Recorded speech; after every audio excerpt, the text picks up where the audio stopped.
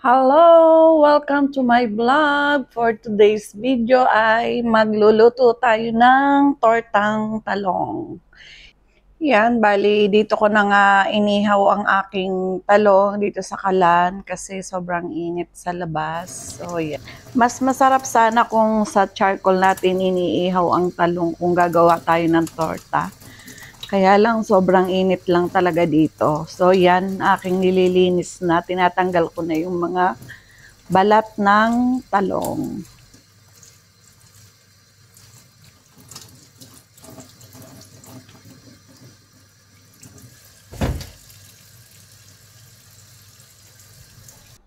Yan, matapos kong linisin, yan na yung lahat ng talong na aking inihaw. Nalinis ko na siya.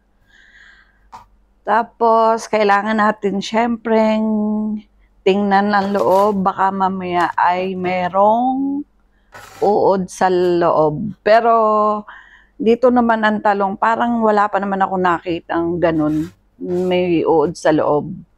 At saka syempre, bago natin bilhin ang talong, tingnan muna natin. Kasi kung maganda yung talong, pag may butas kasi yung talong, may posibilidad na may uod yun sa loob. Pero dito naman karamihan ng tindang talong ay magaganda. Matapos ko siyang tingnan ang lahat ng loob ng mga talong yan, ginaganyan ko siya, tinatadtad. Yan. Tadtadin lang natin ang paganyan.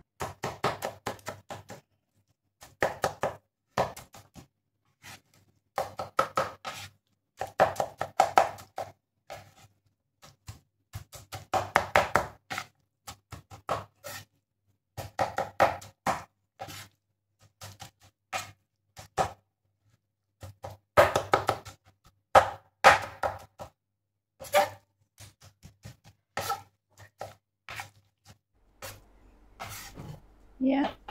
Matapos ko siyang tadtadin, ilalagay ko to sa isang salaan para kasi may mga parang may mga tubig pa siya para matanggal yung tubig. Yan, matapos nating itadtadin ang talong, ilagay muna natin sa isang tabi at tayo ay maghahanda ng ating mga ingredients na isasama sa tortang talong. Yan, nilagyan ko dito ng itlog. Bali, 4 na itlog ang binasag ko dito. Ayan, hinalo-halo. Halo-halo natin. And then, lagyan natin siya ng asin. Nilagyan ko siya dyan ng 2 teaspoon na salt. At nilagyan ko rin siya ng magic sarap. Hi, Adam. Siyempre, hindi naman mawawala ang ating pangpalasa na magic sarap. At sinunod ko na rin dito ang garlic powder. Yung mas pampadagdag lasa ng ating garlic powder. At nilagyan ko rin dito siya ng ano bang ilagay? Pepper. Yan. Maraming pepper, mas masarap. Then, haluin natin para magsama-sama yung ating mga inilagay. Yan. Mekos-mekos lang. Mekos-mekos. Yan, haluin lang ng haluin para magsama-sama yung ating mga ingredients na inilagay. Yan. Pagkatapos mahalo, may lalagyan din natin yan ng yan, yung yellow na yan ay bell pepper. Yan. Mushroom. Nilagyan ko rin siya ng mushroom. Then, onion. Iniwa siya na maliliit yung onion. And then, green chili. Haluin din natin siya ng hahaluin. Yan. Halo lang tayo ng halo para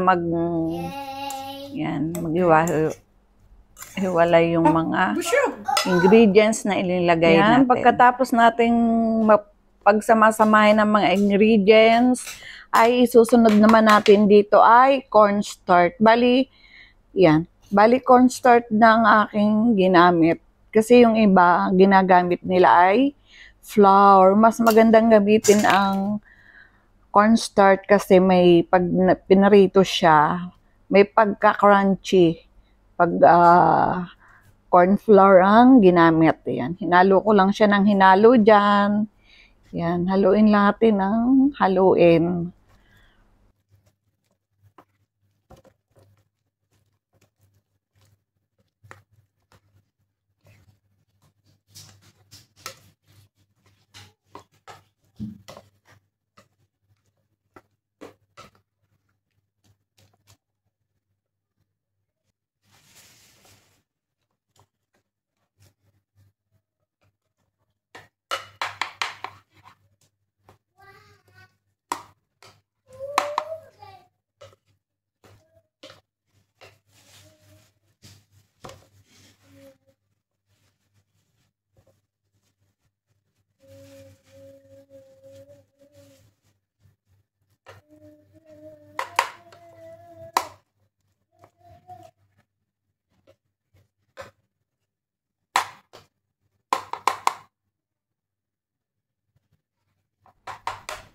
So, yan.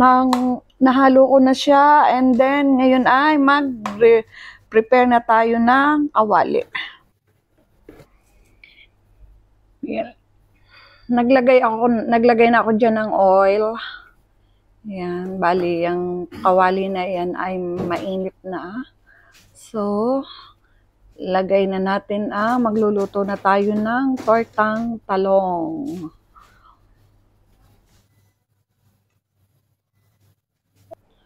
So, yun lang. Magprito na tayo ng tortang talong. Yan ang aking version ng tortang talong. So, yun. Baka hindi pa kayo nakasubscribe sa channel ko. Please subscribe and click the notification bell para updated kayo sa aking mga i-upload na video. Bye-bye! Thank you for watching!